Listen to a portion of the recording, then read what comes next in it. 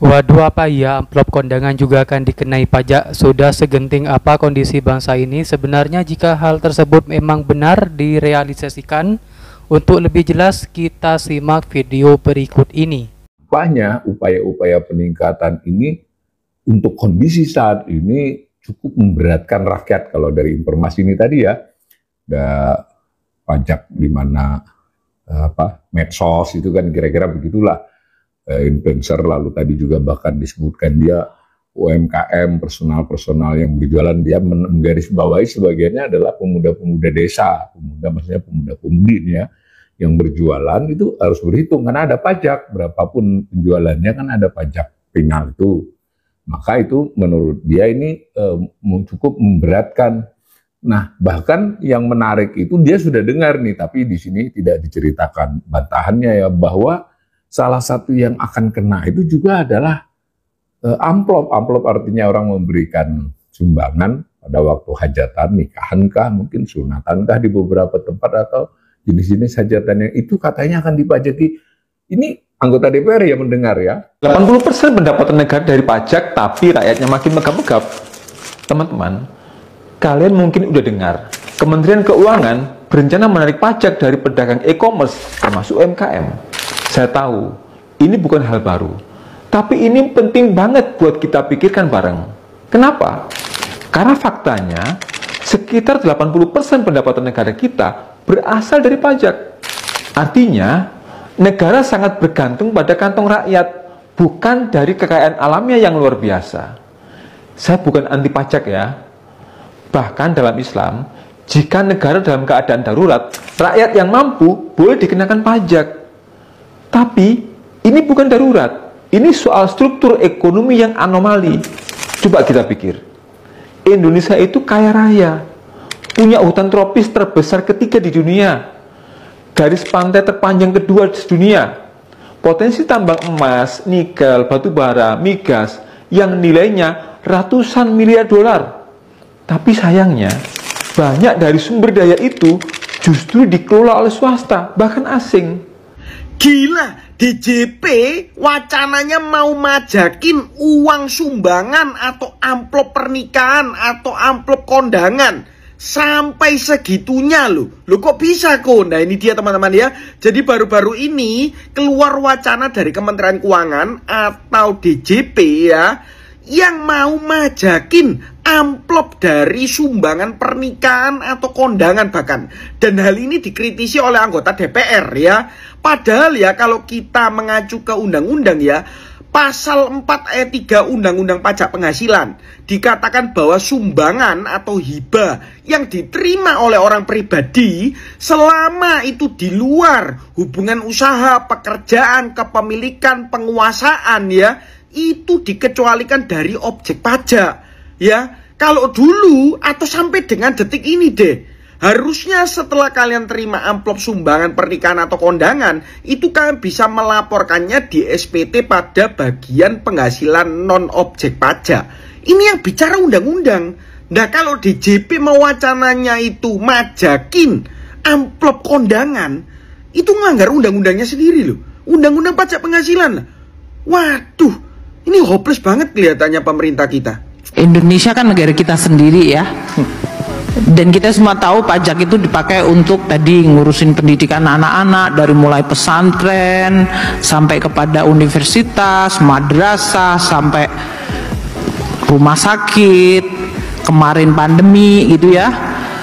Pajak juga sebetulnya yang Anda nikmati tiap hari. Tadi pagi pasti Anda semuanya entah minum teh, makan nasi goreng, itu pasti dimasaknya pakai LPG. Kalau LPG-nya 3 kilo, Anda menikmati itu uang pajak subsidi. Kalau Anda ngecharge baterai atau ada listrik di rumah, itu Anda dapat juga subsidi dari kita. Itu adalah pajak juga. Anda jalan raya, jalannya dibangun, itu juga pakai pajak. Amplop kondangan bakal kena pajak.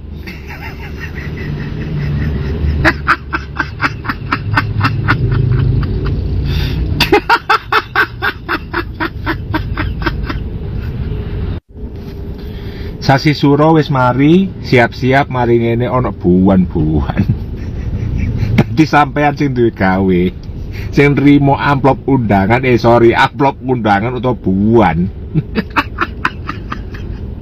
Siap-siap kena pajak jarene. Memang dalam ketentuan Undang-Undang Pajak Penghasilan atau PPH, setiap tambahan kemampuan ekonomi seseorang ini bisa menjadi objek pajak, termasuk hadiah dan pemberian uang. Tapi penerapannya ini tidak serta-merta berlaku untuk semua kondisi. Kelar polemik pajak pedagang online di e-commerce, pemerintah sudah lirik media sosial buat dipajakin juga. Wakil Menteri Keuangan Anggito Abimanyu bilang pajak medsos akan dikaji buat strategi fiskal 2026. Sementara Direktur Jenderal Pajak Bimo Wijayanto menjelaskan untuk melacak penghasilan pengguna medsos nantinya bakal menggunakan kecerdasan buatan alias AI. Jadi ntar kalian ngepost makan di resto mahal kelacak tuh. Ngepost liburan keluar kota juga kelacak. Ngepost muka sendiri nggak pakai caption keblokir. Kena spam report. Pertanyaannya kenapa sih kok apa-apa sekarang dipajakin?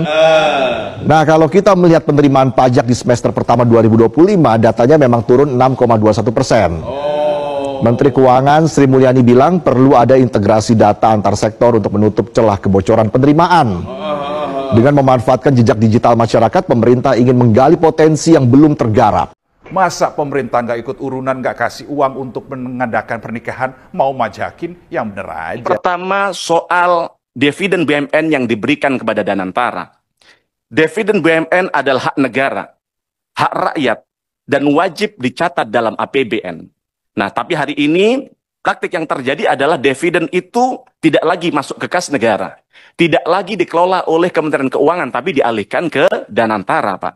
Nah, pengalihan dividen itu laba ya, BUMN ke Danantara yang membuat negara kehilangan pemasukan. Karena sebelumnya jatah dividen yang diberikan oleh BUMN, sebagian laba ya, sebagian dividen kepada negara itu masuknya ke APBN. Nah ini kan menurut ketentuan yang baru selama 2025 ini nanti dan seterusnya akan kepada Danantara. Hal pengalihan dividen Danantara dampaknya sangat jelas.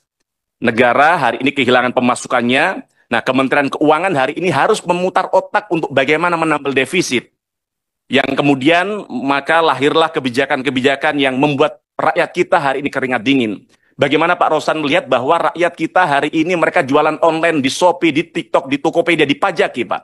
Bagaimana mereka para influencer kita, para pekerja-pekerja digital kita, semua sekarang dipajakin. Bahkan kami dengar bahwa dalam waktu dekat orang yang mendapatkan amplop di kondangan, di hajatan juga akan dimintain pajak oleh pemerintah. Ini tragis. Nah, sehingga ini membuat rakyat kami hari ini cukup menjerit. Yang kemudian UMKM kita juga bingung, anak-anak muda kita di daerah-daerah hari ini yang jualan toko-toko online mulai berhitung ulang, Pak.